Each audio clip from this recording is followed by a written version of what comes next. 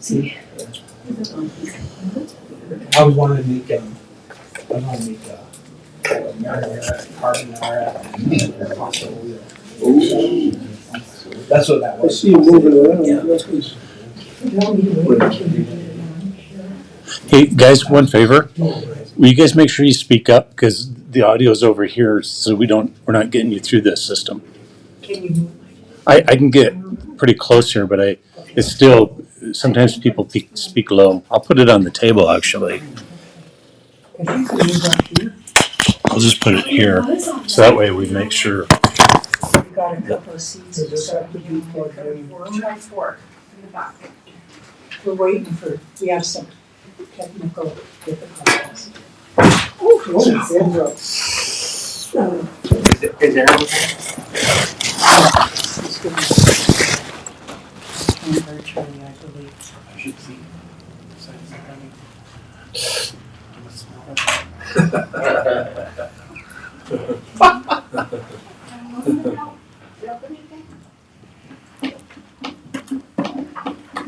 You see the mouse moving? Yep. Okay. We're waiting for the computer. Sorry. That's okay. See, you should see that. Oh.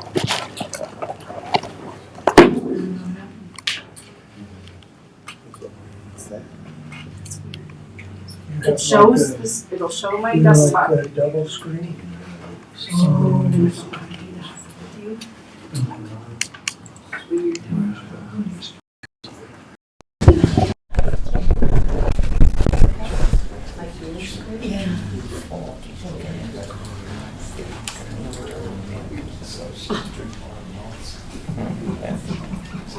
It's nice to see so many staff. I just hope it's not an insurrection. Yeah. Sure. It was on long and then it came off. That would be enough now. It's a power nap. It was.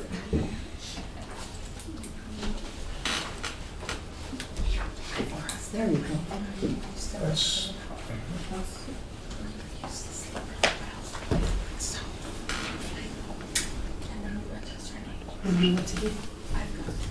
Look at my laptop.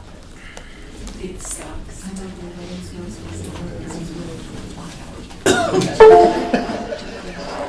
What's the matter?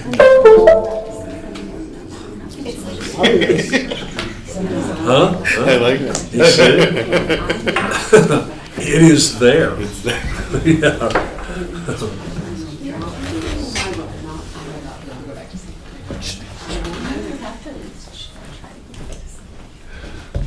I do, because how do you know it's all over? So, yeah, no, I don't get that one. I don't really reason it, but that just means I'm asleep. That's fair.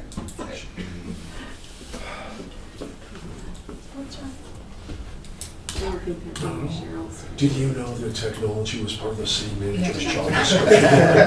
It changed a little while you were gone, just so you know. It has, all other duties as assigned. Yeah, exactly. That's right. That's my favorite part of the job.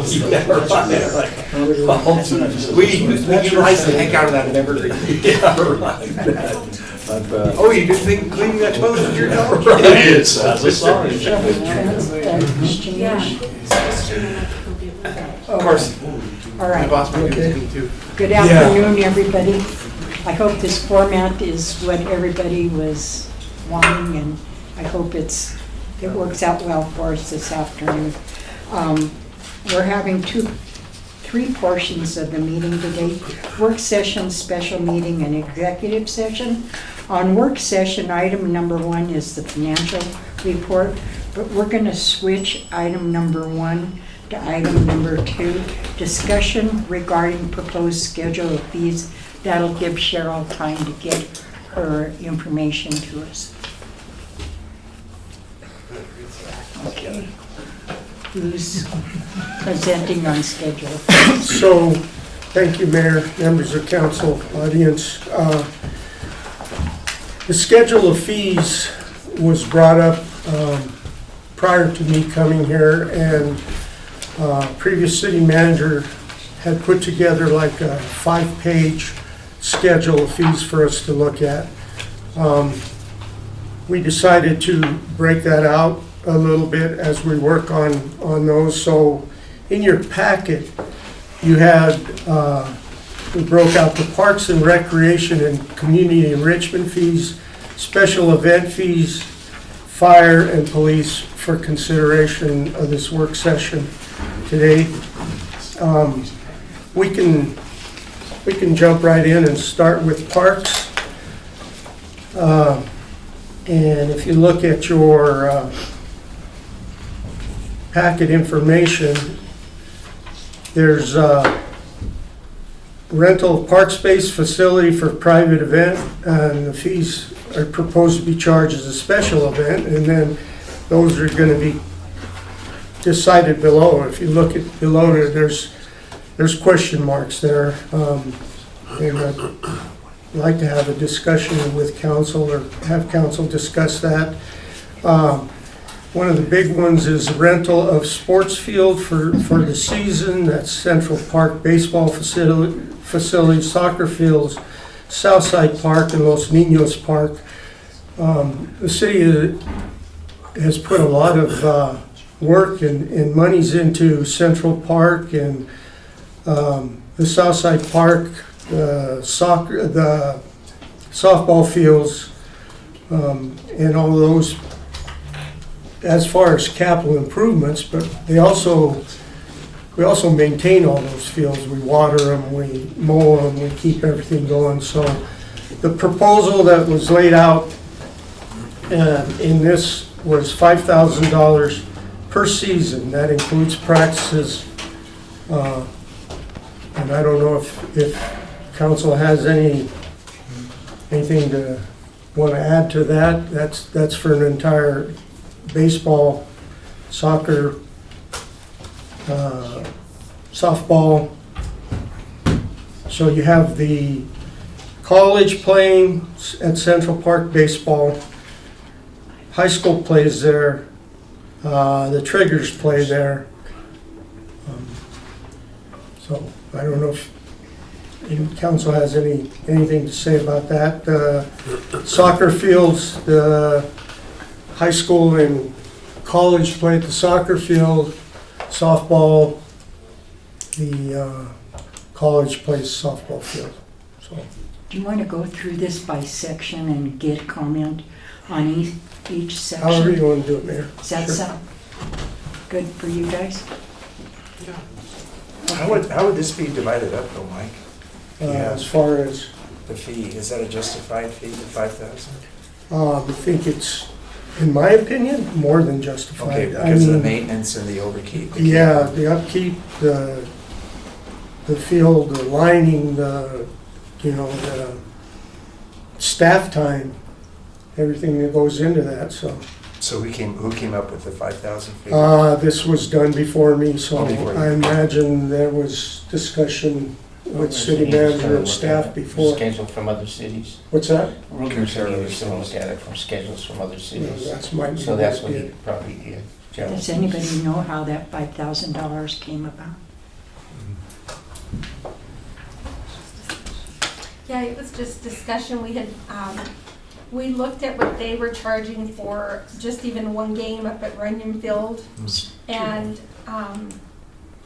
then I think Steve also looked at, what's the big field out east at Lamar?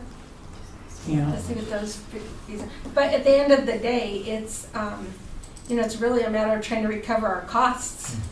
Yeah. Right. That's what he's justifying. Frank, do you have any? No, I don't know if the college, you're kind of looking at $15,000 for them. They have three Correct, teams. they have 3 teams, yeah. They have how many? Three? Three. 3, they have soccer, softball, baseball. Baseball. Yeah. When would the fees start? I mean, We'd have to enact these, and council would vote on them, and probably be by resolution. Yeah. The other option also that I didn't mention is they have $100 per day. Like if maybe Honey or Primero, wanted to have a game there, or somebody wants to have a game there, it's $100 at the baseball field. It's rental of a sports facility.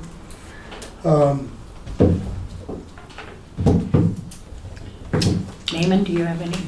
Aaron, I'm sorry, are you finished? I was gonna say, the $100 per day, how does that translate to Check and see how many say a days. season? Is a season, is that $50, 50 days of use? Because if it is, that makes sense. If it isn't, then it doesn't make sense. You know what I'm I saying? don't know how many games they play in the season. Between I 5 think and it's 6, 50.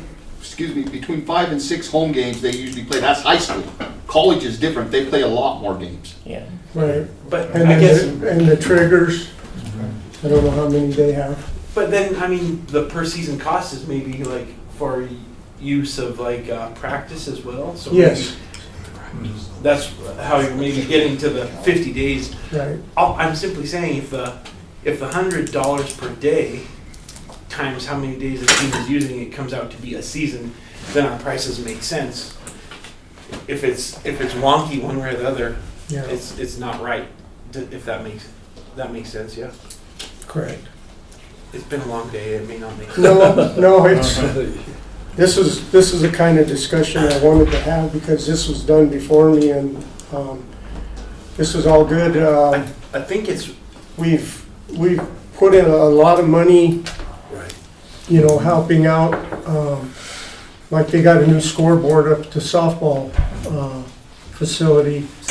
Now, I'm told that the 200-foot outfield fence is not regulation and we need to move it to 220.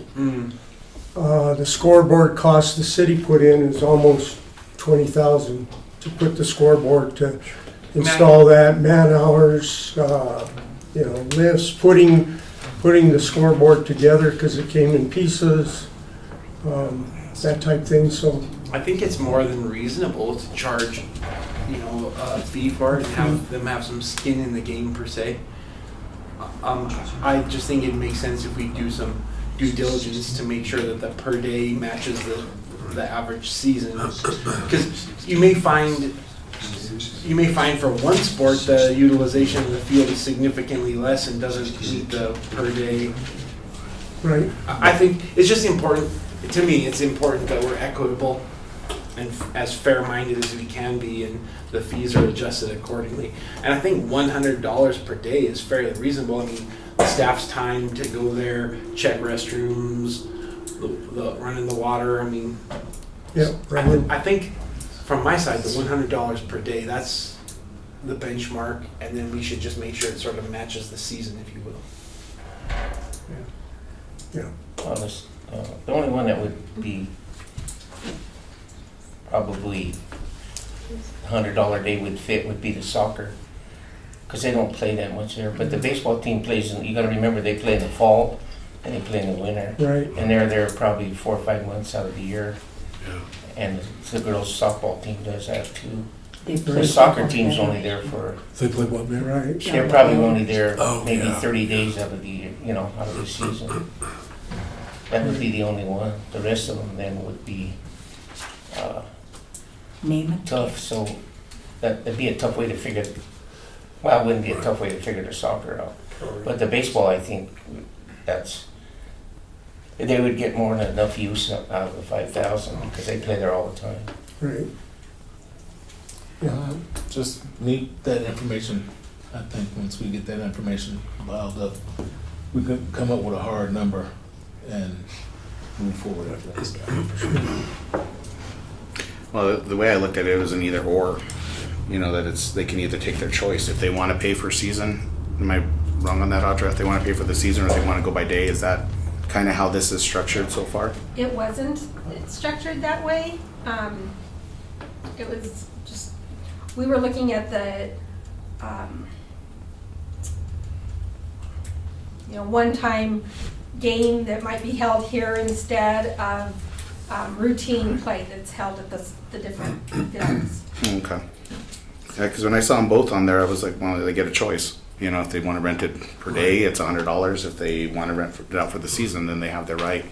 But does that, with that season, the only concern that I have is, are they going to conflict with Right. the other people renting for the season? I think for part of the Yeah. price, they're getting a reservation. I mean, hard to put a dollar figure on that, but they're reserving it for when they have games. Don't know how we prioritize that. I don't mean to speak. No, Mike, that's just think it. part I of the mean, calculus.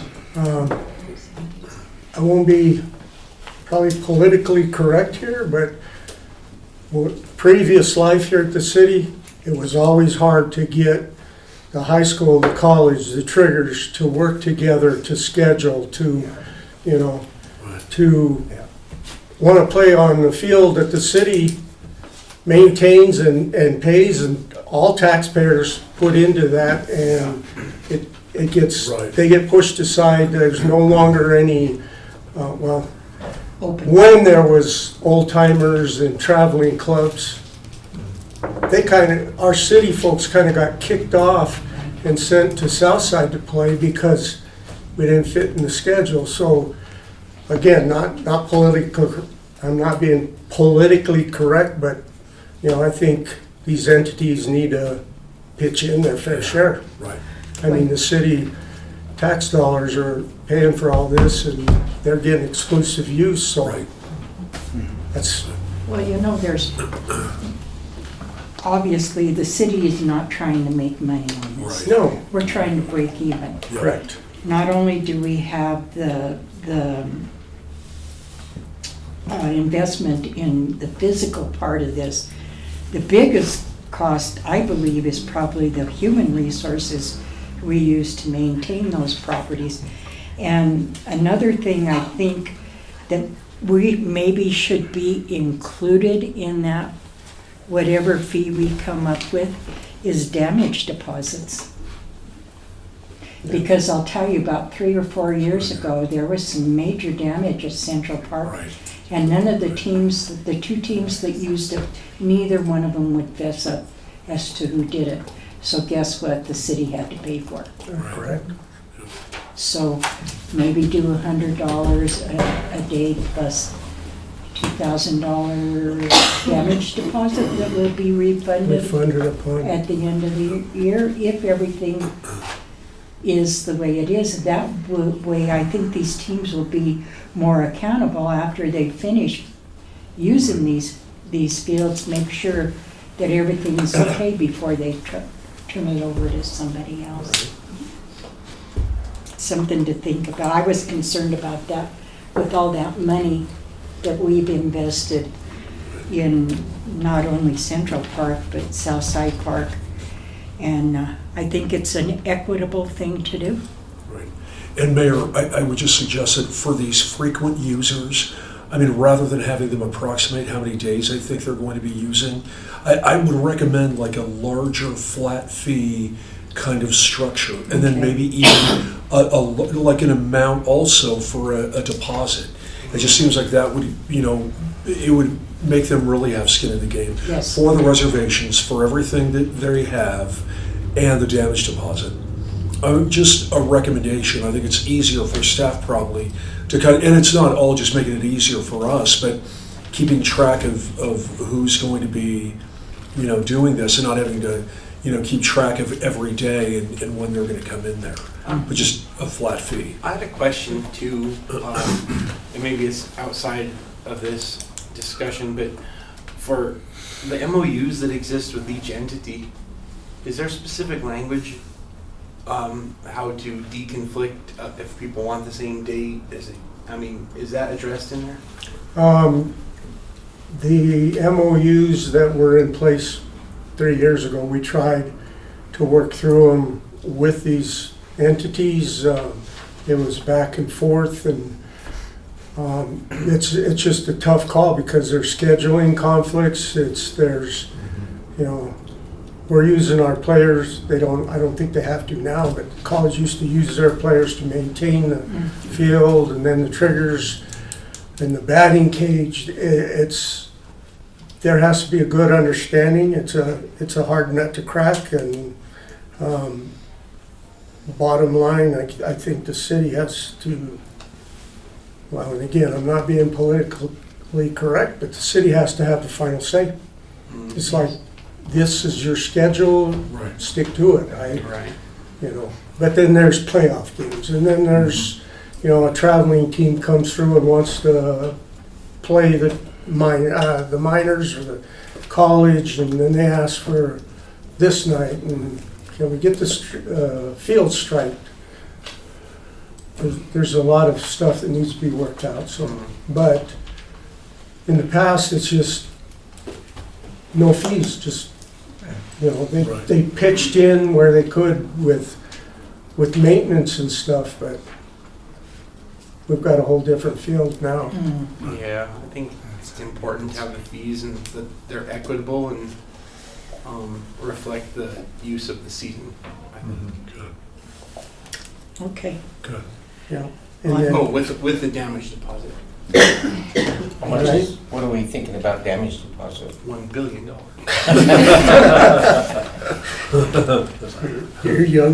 your oldest child. No. It was mentioned $2,000, depending on the damage. Right.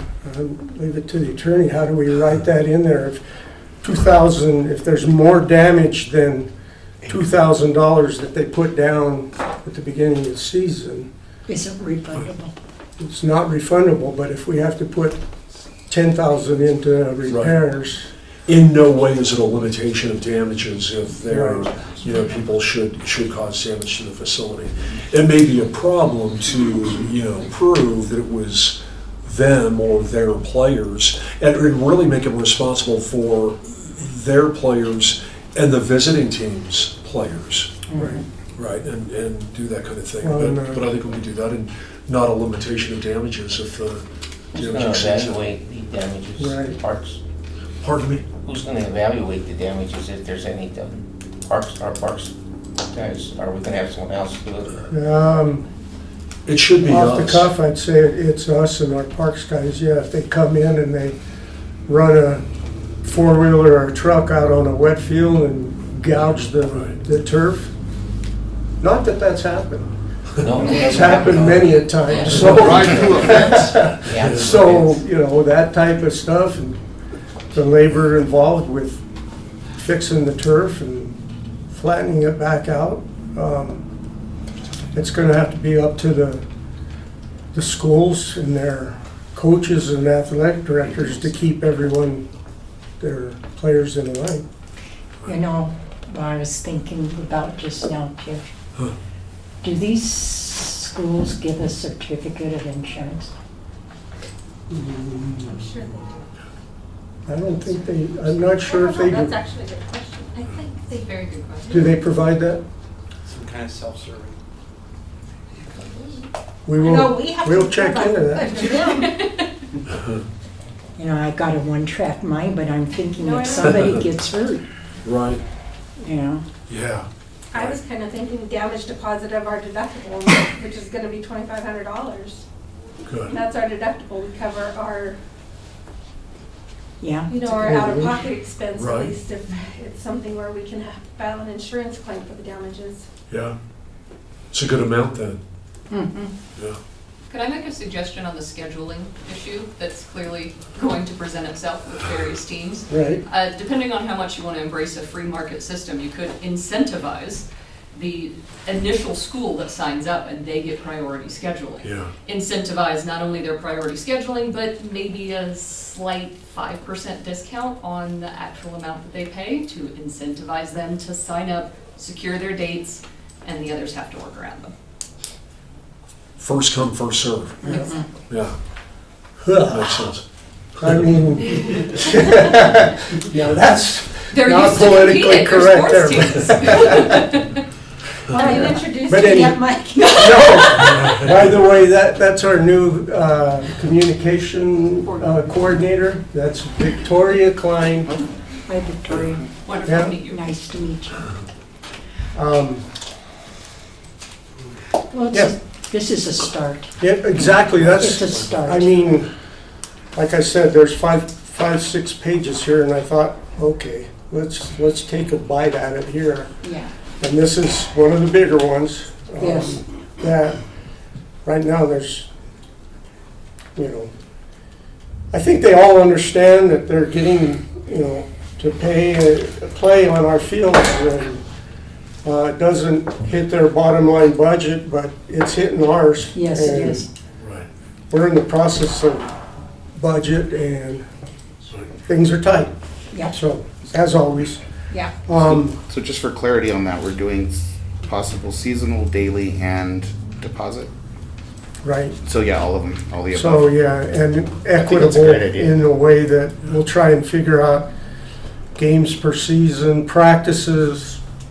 I can see where I think the Triggers and the college probably have more games, Marty, than the high school. Yeah, Yeah. their seasons are much longer, Right, Right. so, 30 games probably being played. right. All right. And in there, at the bottom, well, there's the community center conference room. Marty, have these changed? $50 for the first 2 hours, 25 for each additional hour, or what do you charge to use the room at the community center? It's a total of $80, $20 an hour rent, $20 an hour deposit, which has been that way for a very long time. Right. That's nothing. So you don't want to gouge them, but No, you no, do want to it's- get your money back. It's there for use, but you have to set the rooms up and How have often it. is that room used? Now that we fixed it up, it's getting used quite a bit. A lot of it is nonprofit use for meetings and stuff. The unions use it for meetings. But then on the weekends, people use it for baby showers, birthday parties, such as that. May I suggest on that one to have that separated? The nonprofits versus private use? Mhm. Because that can also be a thing too. Your nonprofits are not making profit. So, so like literally the lower, I the lower agree. end too. Because mostly they're going to be communication and probably a light catering. Yeah, and they're not making any money of what they're doing or Right. And really messing up the place. Right. Right. And then the next one is the pool. Do you ever just rent out the pool for a party? Yeah, they do them on the weekends. Okay, And What- I believe they're around $200 for the 2 hours. Okay. We need to correct that. yeah. Yeah, because this is 100. So do you close the pool for the public? Right. Yeah, they happen after open swim, Okay, and they get to have their party once the pool is closed, and it's theirs. I mean, So, that's a pretty good bargain. at yeah, I that was point. gonna say, the kids that were going to the party, do they have to pay an entry fee, or, I guess it's an No, entry fee, they're just part of whenever the kids party. are invited to that party, that 200 covers that cost, is the way we've been doing it. What's it cost to go swimming, Marty? What is it, Cheryl, 5 and 3? Oh, I can't remember. Sorry. It's five for sure. $5? That's it. That's cheap.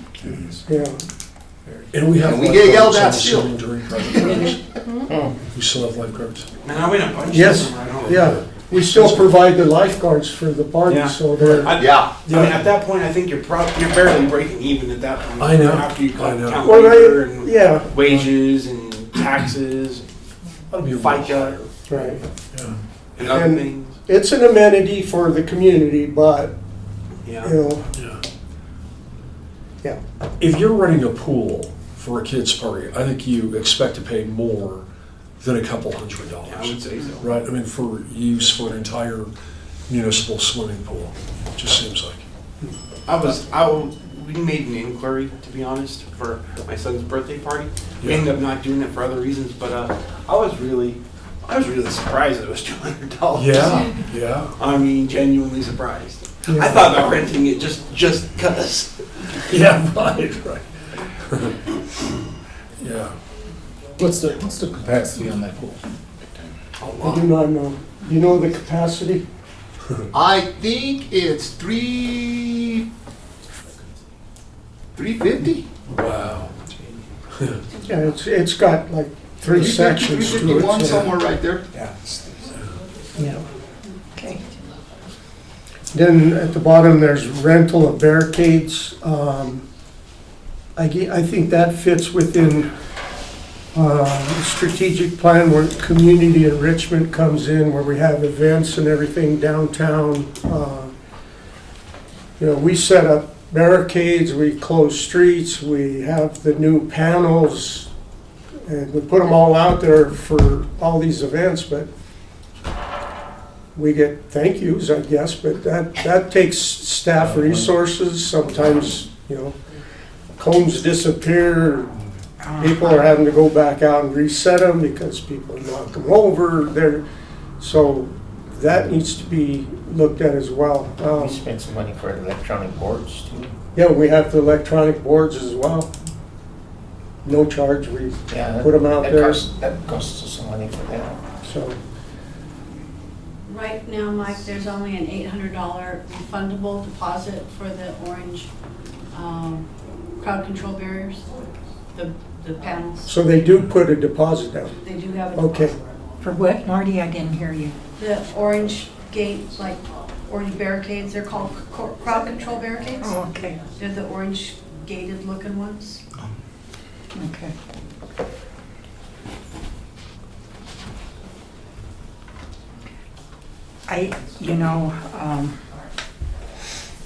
I think it's prudent that we do that, especially under special events. City crews set up, tear down, trash removal, and road barricades. I think that's more than equitable, $100 an hour. Right. Yeah, because they're being set up after business hours and. After business hours and weekends. Right. and- Right. Oh, okay. So do we pay overtime? Yes. Yes.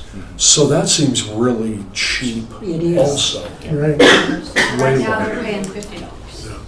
I'm gonna rent the pool and hire a crew. Just, I'm sorry. You go for it. I am, yeah. I'm gonna, Um, So special event permit, we're not talking about liquor licenses, we're talking about what? Like, Special events, so like the chili festival? like the chili festival. We don't like- pay, nobody pays for that now? It's $50.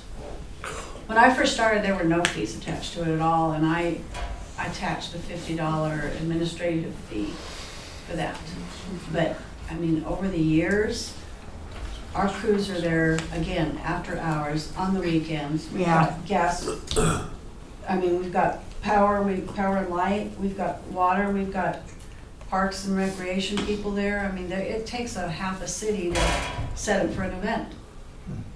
We invest And all that's money for on electrical stuff too. 50. Yeah. Oh, Oh, yeah. Right now, it's 50. Yeah, Yeah. we definitely should charge up fees for that. yeah. I know up north, You just can't the pay Sorry, sir. pay the overtime. I mean, that doesn't even So- cover anything. I Right. thought when we initially discussed this, this is a question. I think that we did mention about seeing how that lines out with other cities. Do you know, Audrey, was that part of this consideration or? I don't, I did a I printout for know you. that, yeah. Marty looked at fees for a couple of places, right? And Steve had looked at fees also from, 2 other cities. What Pueblo look like? Just out of curiosity. What did we compare it to? Durango and Pueblo. What did Pueblo's fees look like for, say, a festival setup? I couldn't tell you right Okay. off the top of my head, but, I mean, they seemed reasonable and fair and still be able to recoup some costs. But what is the fee we're proposing? There's.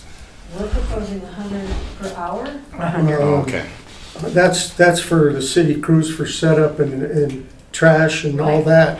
The special event permit fee, Steve has question marks in here, Oh, I so see. Right. $100 on that one too, because don't we inspect everything? Doesn't Oh, every yeah. Well, then department? we got our fire department goes in and inspects. Yes, Right. For heat producing equipment, they have to make sure that they have fire extinguishers, that they have their health department inspection papers posted. I mean, just for an example, this weekend, or the weekend of the Chili Fest, one of the requirements is that there is a clear light of egress and egress for safety and emergency vehicles, and there wasn't one.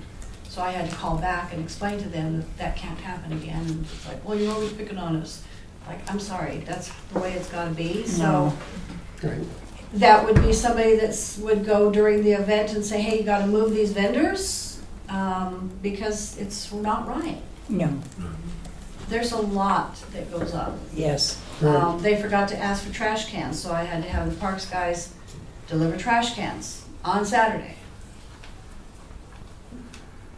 I say special event permit $100, and then whatever, if there's city crews involved in any way, $100 an hour. $100 for administrative fees is, That's way low. God bless you. Yeah, that's way low, because That's Marty too sends cheap. out Right, I agree. emails that, hey, there's gonna be a special You event got Right. roughly, this week, and we 10 all guys get working. together and Right. meet, and so what do you guys suggest? I don't know, I think we ought to up it to maybe $500. I mean, it's a lot. It is a lot. and it- Processing Yeah. the, And then, People. yeah, I mean, you gotta look at all the people we have involved in this. right. I'm looking at City of Pueblo now, and it says $50 application fee and $500 deposit fee. And I don't know what that deposit fee entails, but Well, the Is other, that a refundable or non-refundable? let me see if I can get into it. the other thing we don't want to do, I mean, Oh, unless it is yeah. what we want to do, which I can't imagine, is de-incentivize people from. Right, to true. trails. Right. Yeah, we right. wanna have That's right. activities downtown and That's get right. people down Yeah. there. So I agree that, We want it to be deterrent. yeah. Do you want to say like 250 to begin, so it's not too much of a jump, or Yeah, is that okay? I Are they- would say 250. Are they still paying the 500? This one, Is that what it the one says? that I'm looking at from Pueblo, it doesn't Oh, state, so well. I'm thinking that it's non-refundable. I thought we were talking that, yeah, 250 would, I mean, Yeah. we need to go up somewhere or something. Yeah. Maybe we could, I don't know, have a graduated scale. Some of these are nonprofits that Maybe try and like earn money, and an a la carte type menu. So if you need power, or if you need water, or restrooms, or any of that, maybe it might work better, because they don't all require the same amount of manpower or resources. right. But you know what? You talk about being politically incorrect. You know, I enjoy the downtown festivals, but really, most of them do not promote business in our small businesses downtown. They actually take away business from our downtown businesses because they can't, number one, operate. And I don't want to punish them, I'm not saying that, but I mean, if you look at it that way, the city's losing money for sales tax on our established businesses, and then we're spending money trying to help them put on their event. So I'm saying it's justified more than anything, I think, because I get a lot of complaints from downtown businesses When we close the streets. when you close the streets. And then you look at some of the vendors, not the Chili Festival, but some before are selling the same product that our business owners are selling. So we don't get the sales tax on that, and then we're hurting people that are here 365 But days. are Well, we then not we do- required to have sales Yes. tax on vendors? We do. Our vendors. Yes. If they come in, they have to get a sales tax. Do we enforce that? Best 'Cause we I can. Best we can with, yeah. Best we can. I bought stuff at there's, and I've never paid sales It tax. should be included in the Yeah, price. it should So be. if Oh, they okay, pay $15, maybe. they back it out. Okay. So the And they the do applicants- reports. Supposed to. They I do don't- report That's what I was some. gonna say. Do you ever get sales tax figures? I get sales tax reports, but I don't know the names of the vendors. I guess we could go through and try to check. Do they give you a sales tax number, do you know, on that? On the application that we just did for Saturday Trail Festival, they have to provide So their we could sales look it tax up that way. license. Okay. But we don't get those from anybody else that's doing their Okay. events, but Well, then our I events stand do. corrected because, Well, like you say, a lot of that is cash transaction, and if the vendor is not responsible, yeah. So, yeah, it's, this is a good discussion. That's probably why this is blank, and staff will take all the input and try and come up with something before we even move forward so that council can review. How do we know, or how do you vet something like this so that you don't suffer the unintended consequences of it? In effect, we put something into place, and then, I mean, like, obviously, to take it to the extreme, suddenly next year we have no festivals. And I'm not saying that, but that's what I'm saying. How do we vet that we're not going to suffer unintended consequences? Because obviously it makes sense that we recoup some of the money that we're expending, because we don't want to burden taxpayers with subsidizing the festival, but we also don't want to drive away festivals. No, I don't. Yeah.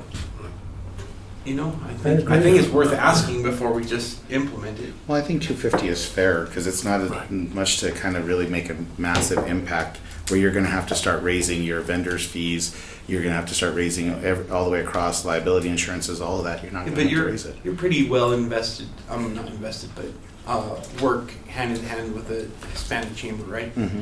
I wonder, if you approach them and say, "Hey, this fee is going to go from this to that," are they going to balk at that? There's probably going to be pushback, but not very much because it's still, you're still But you in see my point, a though. good area though. You know what I mean? If we were going to $1,000 fee, then we're going to have to say as a nonprofit, probably, we're going to have to start foregoing this. And that's what's going to be the hard thing. So, but I think one definite, once again, nonprofit should have a different price because we do have other drives, not just the Hispanic Chamber that do those out there, and versus people that are actually trying to make profit. So if we have a different fee schedule for that, then because they're actually looking to make money and they're going to bring more vendors in and they're going to bring all this other stuff, and they're probably going to be more of a drain on our manpower. we don't have any for-profit festivals, though. They're all non-profit. The Rad is the only Well, one. We have the Caveman Music Festival for one. That's not in city, but it is a for-profit.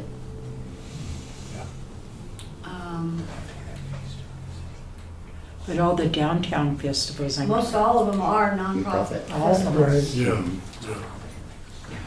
I was going to say also, it seems like as long as we can say that our fees are rationally related to the services we provide, right? Right. And it's still not even rationally related for all the work and the things that go into that, Right. but it's more closely, Okay. right? I mean, it just seems like we could win that kind of public relations issue if we were asked about that pretty easily. Okay. Okay, I don't know if that helps. I hope it. Like I said, I think it's important that taxpayers, that their subsidies minimized, but we still have the benefit of the Hey, things we enjoy. Chief Backrack, on the day we have festivals, do you get more calls downtown?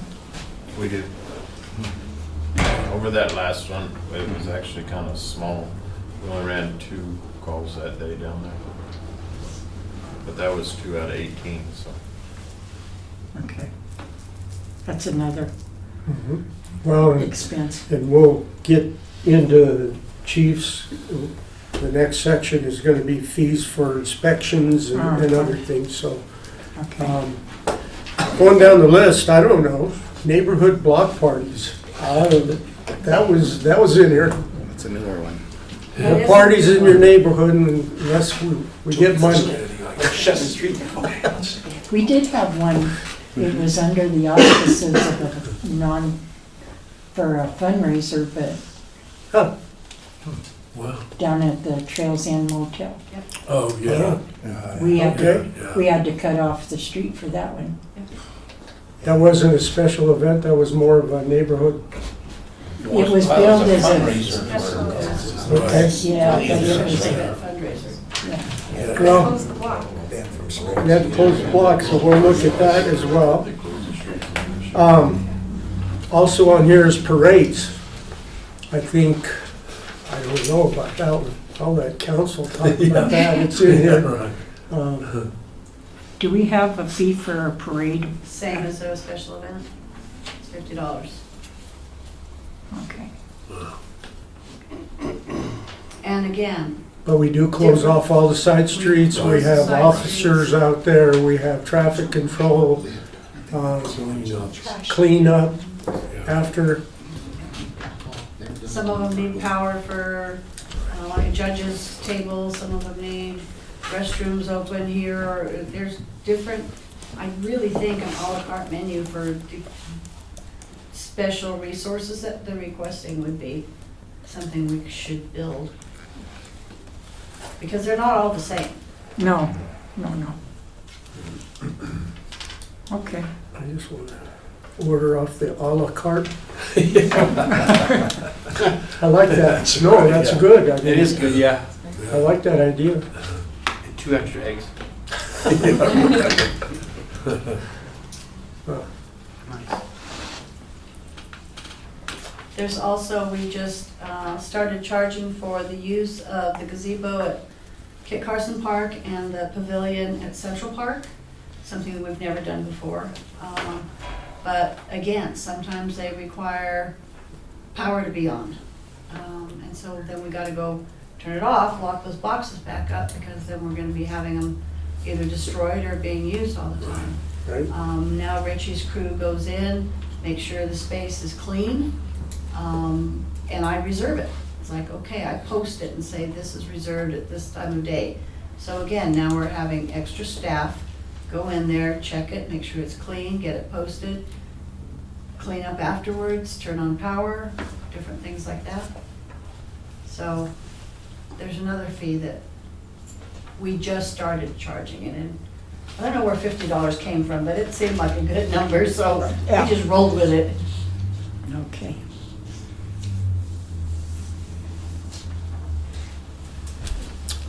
Good. Chief, fire?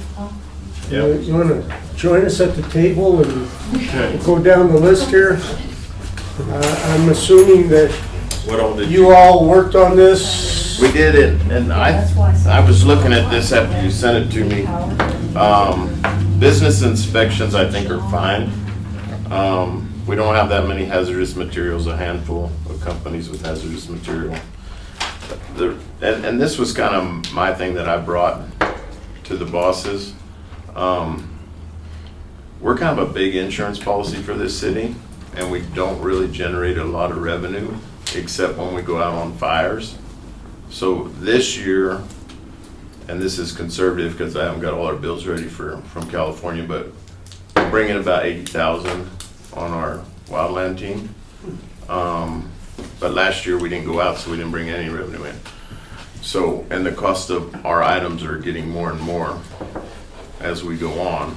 That new truck that you bought us, we paid under 600,000 for. The day they delivered it, he said it was worth 850,000 if I wanted to order it then. Wow. Our Quints with the big ladder on it, they were 1.2 million, now they're over $2 million. Wow. Our extrication equipment, 75,000. So we need to be able to bring in some more revenue to keep going. And so these are some fees that I think we could generate some revenue on. But on the inspections, I think that is good. On the canopy and the tent inspection, I think we can combine them. I thought Steve and I had talked about it would just be under one auspice, because once we get over 400 square feet, then it needs to be a flame resistant tent or canopy, stuff like that. So I think if we just merge those together. If you look at the re-inspection fee for the third inspection or more, I have one business, we went back 7 times in the last 6 weeks. So that's just tying up my people when they could be out doing other things, you know? So, fire alarms, if you go over 2, I think the police department has that already in their billing. Again, we don't bill for false alarms, but we have a continual customer that we're continuously going out there because they don't maintain their alarm systems. So these are just fees that I think we can get a little revenue from and generate some. And then did you give them that fire recovery? Included in the package is a fire recovery, so if you want to touch on that. Yeah, so there's this company out there that'll do billing because I don't want to be in the billing business. I don't have enough personnel to be in the billing business. But it's a kind of a a la carte thing. So we get to pick and choose what we kind of want to bill for. I made some notes here. Let me get back to my fee schedule. For them doing our billing, they would take about 22% and we would get 78% of what they collect. Okay. But motor vehicle accidents, I like all 3 levels of that pricing. The extrication, because again, extrication equipment is $75,000 and that's just for 2 pieces of our extrication equipment. Hazmat, of course, we will always bill for. We already have been, but it's very minimal. The illegal fires one I like because we don't allow open burning in our city anyway. And so this would kind of enforce that rule. I don't think we bill for actual fires. That's kind of what our job is. You know what I mean? If I respond to your house and it's on fire, I don't think you should get a bill for that one. That's kind of why we're here. There is coverage on a homeowner's policy. If they have insurance. If they have And insurance. that's where we would mainly be billing is insurance companies. Okay. You need to decide whether we just bill insurance or we bill the people directly. That's in this program here. You guys need to make that decision. You can make the decision where we only bill non-residents for any of these items. That's totally up to you guys. You guys pick and choose, okay?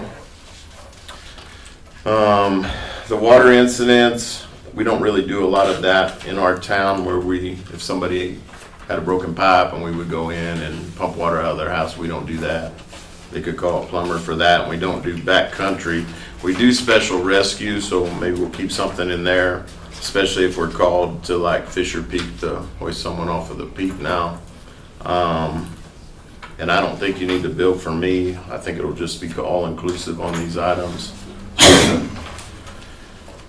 So this company bills, you just give them the information? Yeah, they tap into our incident reporting system. I give them access Nice. to our RMS system every month, and they'll pull the calls that we're gonna charge for, and then they'll bill these people. It'll require a little bit more on my side of the fence to make sure we're getting the right contacts and billing or addresses, stuff like that, but. So some companies, when they do billing, they buy that debt, like say they have, they buy $100, they pay us the 78 and they bought that debt. Is that how that It works? kind of sounds like that. Yeah. Yeah. And then that was another thing, you have to decide if we're gonna send these folks to collections. We're actually, I mean, we're almost guaranteeing our money up front in Yeah. a certain sense of the word. Right. Yeah. So, all this information is in your packet. Okay. How you wanna do this. I'm just throwing out options, and then I'll create policies and inspection lists and everything to go along with this. Once you guys decide what you wanna do. On that re-inspection and that Yeah. $50 that you have down there for inspections, Yeah. and you said you have to go back, do you charge them when you go back? Or So the first one's in the original fee, Yeah. but if we have to go back the 3rd time or more, you will be charged that 3rd time or more. So that one that we did 7 in the last 6 weeks, they would have been charged for 5 on top of their initial fee. And then that, you have it in there, open burning permit? That shouldn't We be don't in there. allow that anyway. That's why I say that shouldn't even be in there. Right, yeah, so I saw that and we'll scratch that one off. Some of these, I thought we had like scratched off, but on our billing side, if you burn illegally, I think we should charge you. Because Oh, it needs yeah. to be an attention getter, right? Right. So, and we have a few folks in town that like to just burn when they want to burn. Chief, what do you currently charge for an inspection? Zero. Zero. Everything we do is for free, except when we deploy on a wildland fire. We don't bill for anything. And I mean, you guys have spent the money to create a phenomenal fire department. We're gonna run 1,600 or more calls this year on top of everything else that we're doing. So our equipment's only gonna last for so long. Yep. And the calls for service are going up, they're not going down. So there's gotta be a way to fund this program. Is the fire department fully staffed? Are you sure? We're finally fully staffed. Okay. I have 3 guys that are out of academy, and they should be off probation here pretty quick. So, Okay. yeah. Good to hear. Already.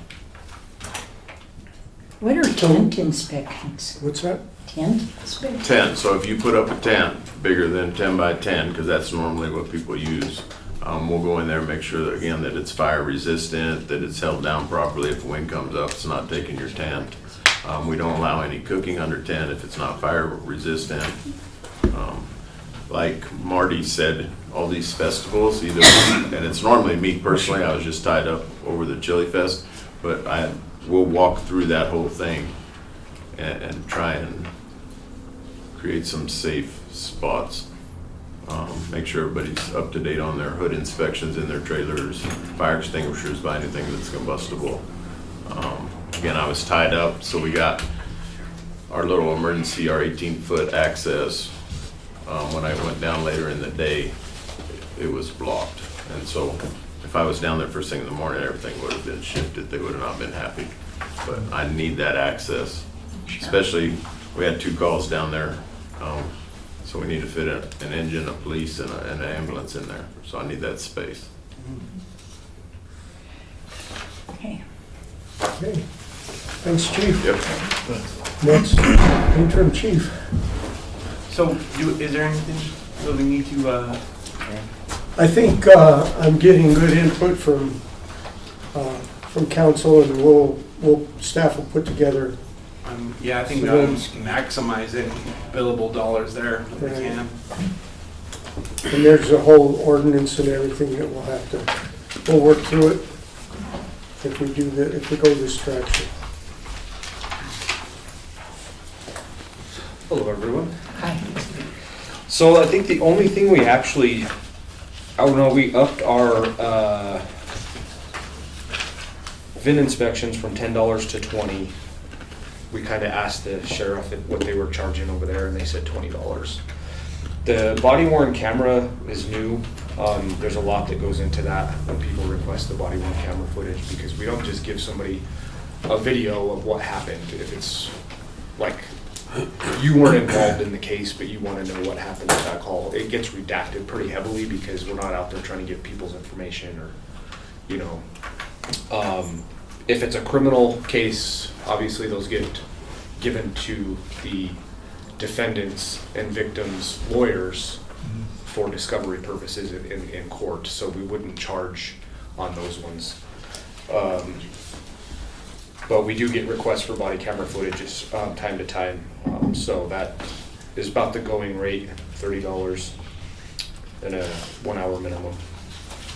The thumb drives, we're just paying for those right now, or we do charge them actually, but that's about the going rate for us to charge to get the information onto a thumb drive. $3 for mailing, and the sign retrieval one is one that came up because we're having issues with political signs and stuff getting put in places that they're not allowed to be at. So we will kindly take that sign back to the police department and try to notify the individual responsible for that sign back, and then charge them a $25 fee for us having to go remove their sign from a place it's not supposed to be at. Do they get a warning about the sign, or do they just? I think the way we would start things out is give warnings on things. Okay. Instead of just jumping right in and saying, hey, we got a new fee, and by the way, you violated it. So I think that's best practice, is to start with a warning system, probably, maybe, to see. Well, and it is in the law that, you know, political signs shouldn't be on public right-of-ways, and, you know, Right. they have to be on private property, property. so. Yeah. We get The candidates need to know. The boulevard on Colorado is a That's prime horrible. problem for signs, garage sale signs, political signs during political season and stuff, so we try to keep it cleaned up as much as possible. So, Definitely don't want to get in the middle of a political race, but, you know, then we wanted to add, I just talked to Audra, we forgot to put our alarm response fee on here as well. And I don't remember what our policy used to say or does say on it now, to where you get one or two or free, and then after that, we start charging you X amount.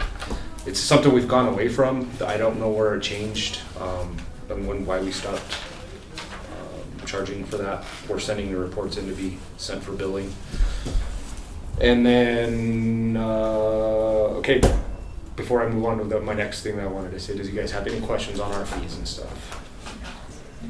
What do you, if you have a private event, or like we did downtown or something, and they don't have security and they hire you guys, do you have a fee that Yeah. you guys would? So it says as determined by the chief of police. What Right. we allow is to be on their day off, so they're getting time and a half to work on their day off.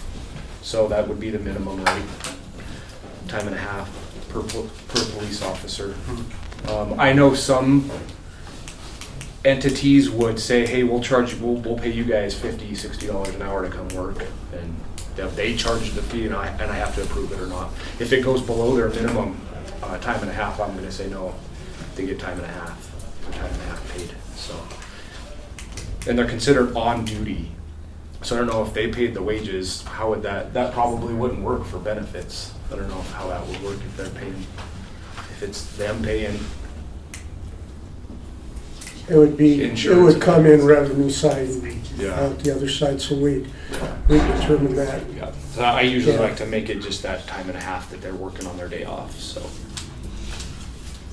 Should include their fringe. Yeah, it should. So I don't know when we go back to charge these entities, if when we'll turn in our timesheets, and I don't know, are you ever sending a different bill out or anything? I don't bill You don't for know? anything. I No. think Kim Palin does that. Okay. And I've asked her before, and she says she just sends the timesheet in that says the officer worked the event. So after that, I don't know what happens to it. We So should look we'll at check that, into because that. there is fringe benefits the officers Right. get, so we'll. Yeah. All righty. Cool. So the next thing that I wanted to just talk about, kind of goes into fees and stuff, but more on driving habits is I've been doing some discussions with a photo radar company. I know nobody wants to hear tickets and photo radar and stuff. It's a civil infraction. It doesn't have anything to do with your driver's license or criminal record or anything like that. So the company's called Emergent Enforcement Solutions, and we have the signs up around town right now, the flashy blinky signs. They do record what's going on. I don't have a way to issue a citation off of that ticket right now, but it's recording you. Great. We need to talk. At a certain threshold that we set. Right now we have it at 50 miles an hour. We have been getting a ton of alerts on Santa Fe Trail at 50, 60, 70, 80 miles an hour. Jeez. On Santa Fe Trail. Yeah. I can't do nothing with it right now because most of them are just blurs as they're going past. And right now, if I need to issue a ticket, I have to identify the driver. It can't just be like, well, that vehicle was speeding. Unless it's a civil infraction. That's where the law's a little bit different. So I've been talking to this company. He wants to come and speak or see you guys in a council meeting and stuff. It does generate some revenue. That's why I said it kind of goes along the lines with revenue. And for the most part, it's not going to cost the city really anything except if an officer's out with the actual radar gun doing it until we can afford to get fixed structures or some, upgraded signs. Mike, is civil infractions, if I may, Mayor, no points would be mailed in? No Only points. a It's just civil a fine, penalty. just a Okay. civil penalty. Okay. If they decide to not pay it, we send them to collections. Put one of those on the Van Avenue. I know, right? And just a quick little rundown with that is we would pick and choose problem areas, and then you input it into the system, and then when you plug it in, you just say, I'm working in area 1 today, and it knows it's the 600 block of Nevada or 1800 block of Santa Fe Trail based on whichever one. So all you got to do is go plug the device in, and it uploads everything for you, goes into the automatic billing system. If somebody wants to dispute a citation, I would be the administrative authority over it, or I would appoint somebody in the department to be the administrative authority for it. It would never come into municipal court. The fines, though, would get dumped right back into the police department.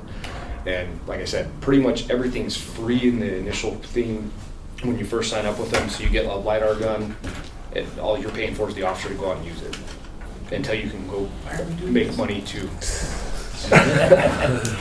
But more than likely, what I wanted to throw out there was the 50, 60, 70, 80 miles an hour on city streets in Trinidad.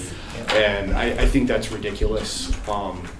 I keep saying this, but I don't have the manpower just to go run radar all day long. We got other things going on. So this will help us a little bit to get off the ground, and then I can put fixed units in places in town that we're having problems on. So just want to let you know that he'd like to come talk to council. So, I'd like to hear that. Yeah. Probably have him on the next work session. Okay. Cool. Well, in addition, I guess the fees are secondary to safety. Exactly. Right, and that's, I mean, we've been kicking it around, and then once they gave me feedback on the signs, what they're reporting back to us, I was like, oh my God. I mean, someone's gonna get killed on Santa Fe Trail. We have a lot of pedestrian there because we don't have the path in yet. We don't have a path in really there yet. It's in the roadway. I've almost hit people on Santa Fe Trail when it's dark. It's a hard road to see when they're walking in the road. Yeah, it is. Can you imagine doing 80 miles an hour when somebody's walking on the shoulder? That's scary. So changing driving habits would be the driving factor behind this. And that's all I have to say. So we didn't discuss Camino Park. Because we've been talking about that. There's a scheduled event there. Yeah, that would come under special event permit. Okay. Is it for the year or? It's not included in our parks, but we can. As Marty stated, the pavilions at Kit Carson and Lower Central over there by the pond are not in here either, so we'll get the parks in here. Yes, you have a fee for a special event, or if you're gonna utilize the park for, yep, Monopolizing it. right. Yeah. Okay. Good deal. Thank you. So you're saying that the Camino Park special use fee will be in this? Yes. Yeah. That's what Mike said. And we're talking about like the, Yeah. okay. Perfect. Good daily. Can I interrupt just a second? So Karen Ogletree was on the Zoom meeting, and I don't know if she got lost when we hooked Cheryl's computer up, but can This someone thing shut dial down. her in at least, or? Well, my phone's gonna die. My phone's really low battery. What's going on with this now? There it is.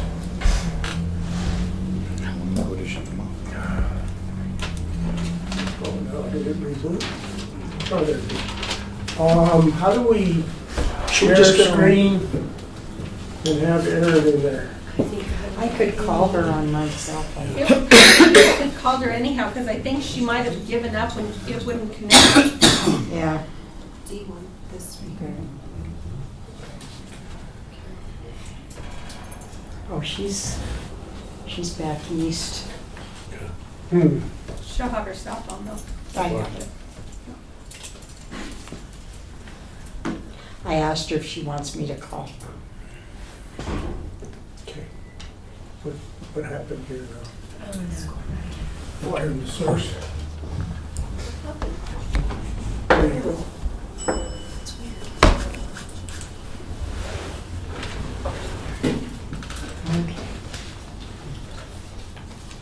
Okay, council, are you ready? Are you ready? Yes, are you ready? Oh, goody.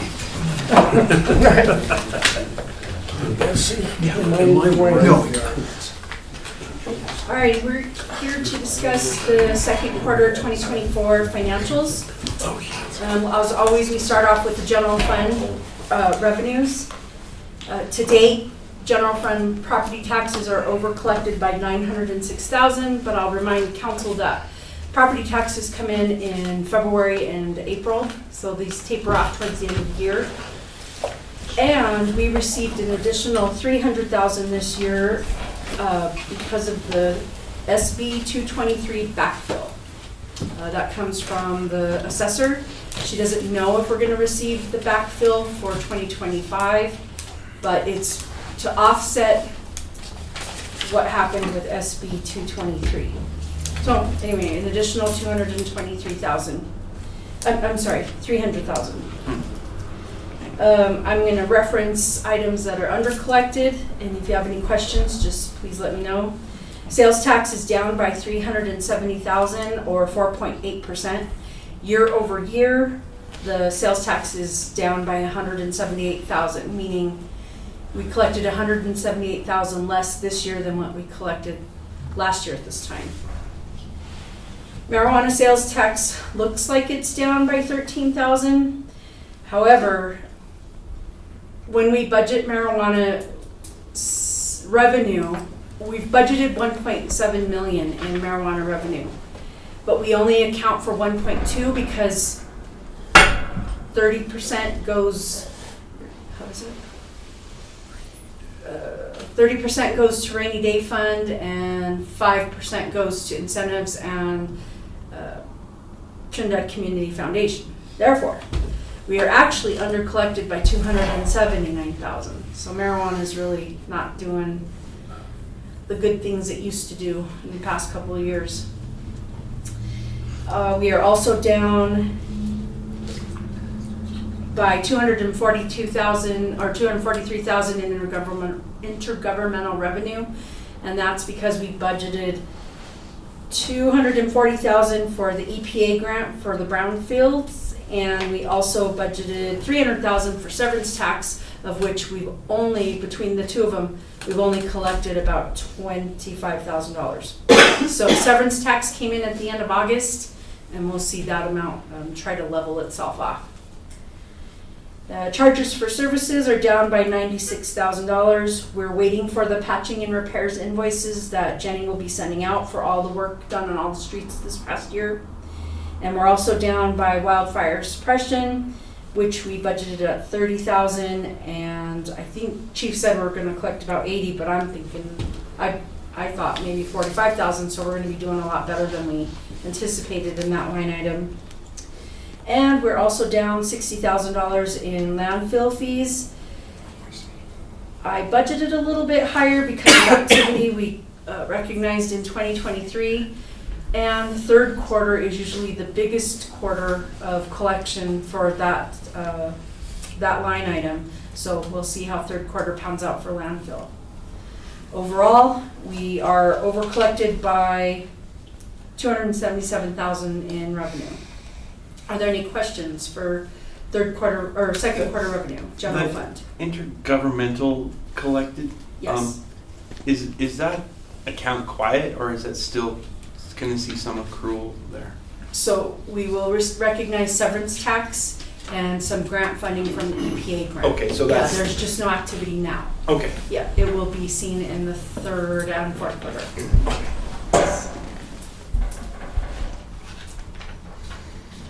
We'll move on to general fund expenses. We are underexpended by $548,000 as of June 30th, and we're 2.9% under budget. We're gonna highlight some of the over expenditures in general fund. Always, we have the $122,000 in IT. We encumber all of the IT subscriptions and software at the beginning of the year. So it looks overexpended. It tends to level itself out. However, IT did overexpend its budget last year by, I think it was $70,000, and it's just the extra dues or subscription and software that staff picks up throughout the year that are just unaccounted for and unexpected. For example, Crime Watch for the PD, a budgeting software that I had selected. So we went through the budgeting process and asked IT to verify that all these subscriptions are valid and if they're actually needed, because we need to trim a little bit on some of those items. Our miscellaneous department is overexpended by $205,000, but we paid our quarter 3 property and liability insurance at the end of June. So that payment was $194,000. So that accounts for that over expenditure.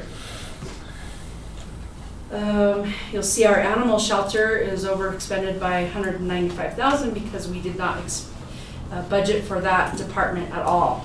At the end of the year, you'll see a budget amendment where we go in and ask council to increase the general fund budget to account for those expenses.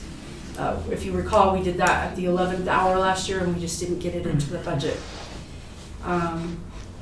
Rough estimates show that it's going to probably cost about $450,000 to run that department.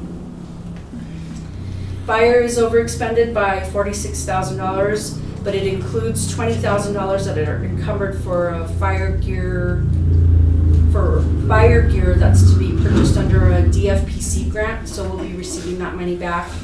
And then it's also recognizing a little bit more in employee health insurance. And as you heard Chief Bacharach say that he's fully staffed, we brought on some fire department employees. Either they picked family or they used to not have insurance, health insurance with the city, and they switched to the insurance.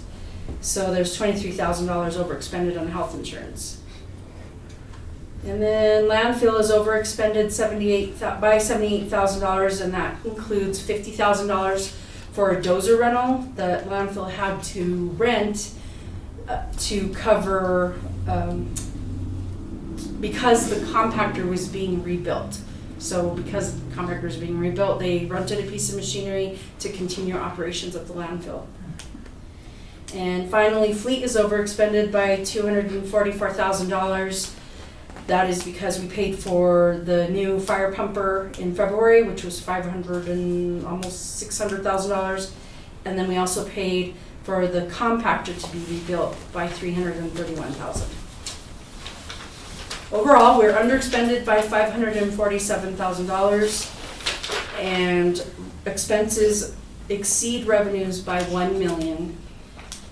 And if council recalls, we budgeted last year to overexpend, or actually dip into reserves by about $3 million. So we're on track. Are there any questions for general fund? We'll move on to Power and Light. Power and Light revenue is under collected by 3.5% or $306,000. At budget time last year, we had discussed a potential 4% increase in Power and Light revenues, which we haven't brought forth to council. Anyway, that's the reason for the over expenditure. We considered a potential rate increase.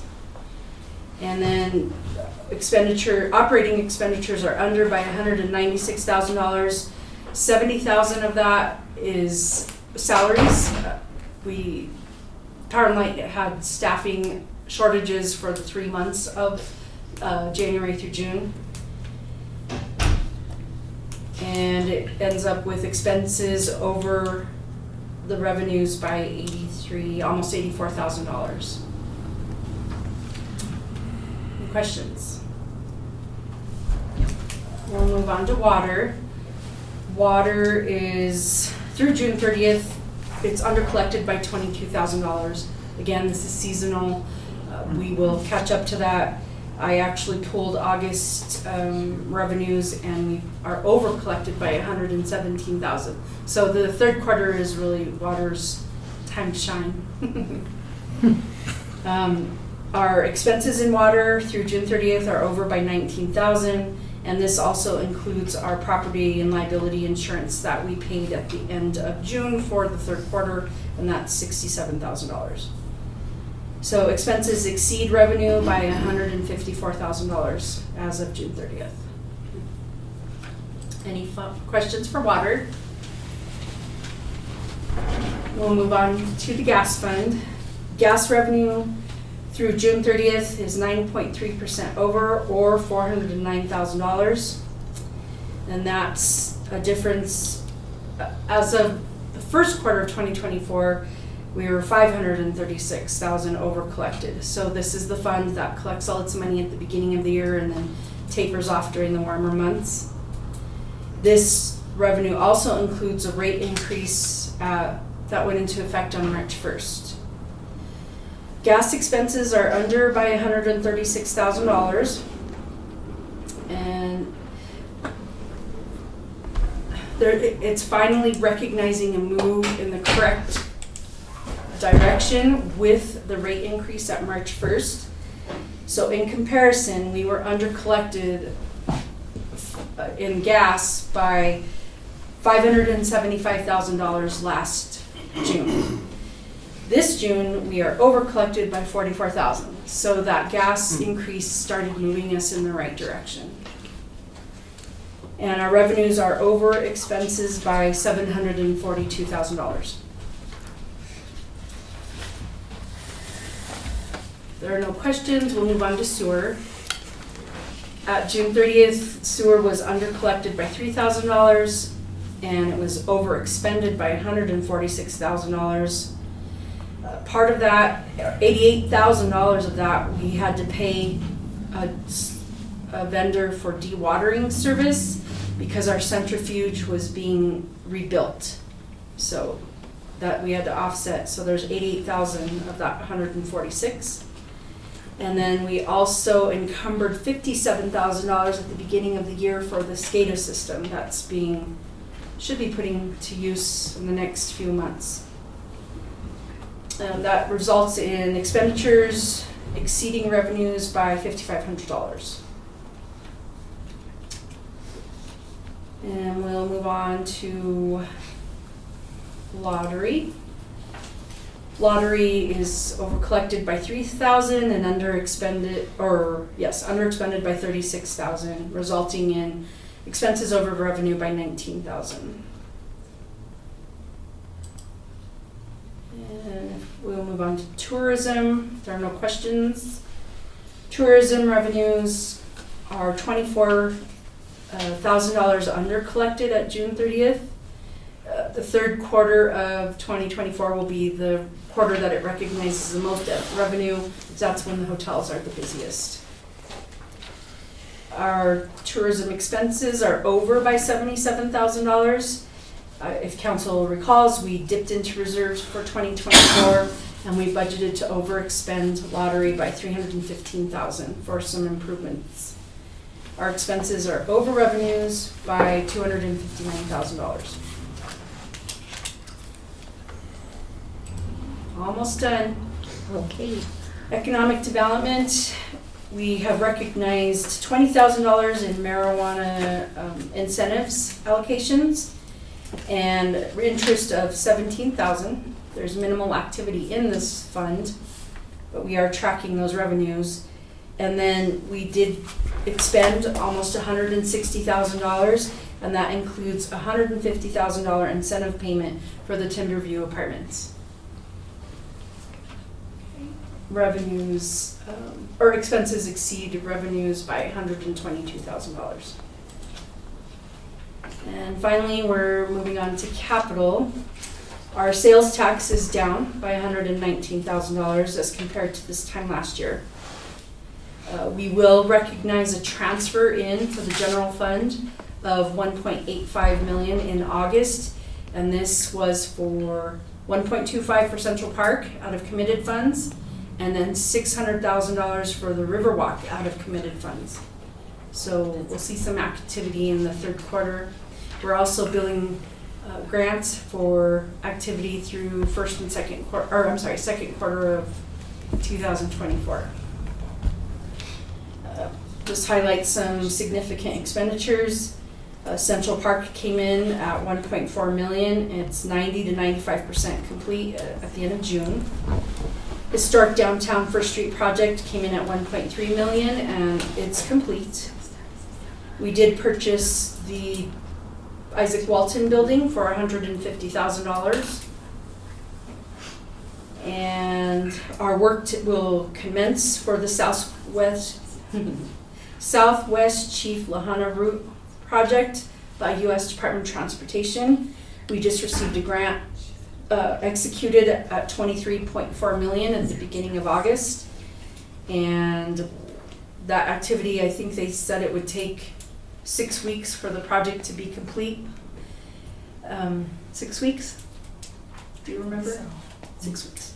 And somebody is, we have a granting or an agency that is going to help us with the grants, revenues, and expenditures.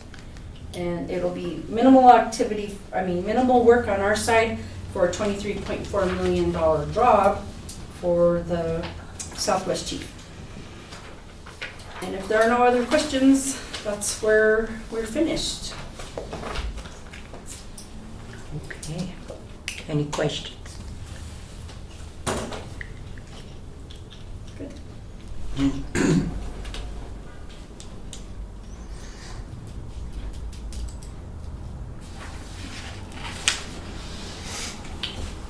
job, Cheryl. Yeah, sure. Yes, thank you. We're gonna have a meeting on all improvements. Yes, the staff, we're gonna meet as staff on this Wednesday, and then we'll have our CIP discussion with council at the next work session. Yes. The sales, sorry, go ahead. Just based on our strategic plan that was implemented, we're trying to follow those guidelines. Right. And we'll bring something forward. The sales tax, both in the general and the capital, I mean, both those are under collected, and is that as projected or in relation to last year, same period, or both? Both. Okay. So as projected, it's down by $370,000. Yeah. But it's, yeah, go ahead. Obviously, that's a really significant number. Mm-hmm. Is it fair to say, I mean, is that a metric of the overall town's economic health? Is it fair to say that's a direct barometer or not necessarily? I think a significant factor is the marijuana sales being down. Oh, that, okay. Because that's 4%. Yeah, I was gonna ask if that's integral to that too. Okay. Because, yeah, all right. I'm gonna talk maybe more with Mike when Okay. we have that meeting coming up. Yeah. Yes. Okay. I have some questions. I had Kim send out an invite. Yeah. Yeah. Okay. Hey, Cheryl, I know council gets the budget, the revenues and expenses, but we never get a report on, like a balance sheet report. Should we? I just I'd like to see what's in our reserves and what money we have, just in case we have to go through another year like this year. I can send one out. It's just that I'm usually at least 2 to 3 months behind, because it takes 2 months for state to report sales tax to us. Okay. And by the time I get that, but you know, at your convenience. I can get that for you. Yeah, because I remember a couple of years ago, we moved our, some of our investment money into that one program that was supposed to yield a lot higher. Oh, yeah. Well, Yeah. you would see interest. Yeah. The interest generated is phenomenal, so. And just an FYI, Manny and I went to the CML meeting last week, and every city gave a report.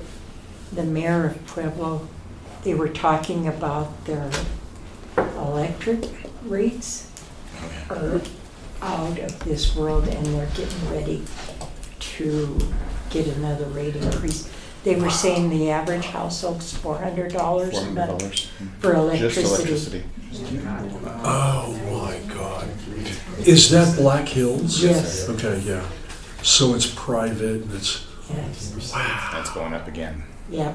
Oh What my did she say? God. What did she disclose it with her businesses and everything? It was over 200,000 a year in just Yeah. electricity. For who? The For mayor the of mayor. Pueblo has 3 bars and a gym, and her electric bill is over $200,000. Yeah. So when you look at things like that, this isn't so bad. But that's a good model to have 3 bars and a gym. Yeah. You know, Get that, work out, get that, work out. Good model, that. You guys want to take a break, or do you want us to go? Yeah, please. Okay. Michael Yerman is traveling from I need to ask you a question. Otero or something. He's heading Go on. ahead. Go ahead. Thank you all. Thank you. How long, Mayor? 10 minutes? 10? 10 minutes? Oh, no! Oh, sorry. Luckily, Thank you. Unfortunately, I couldn't see way through us. I was. That's a lawsuit, you know, Doug Lawyer. Yeah,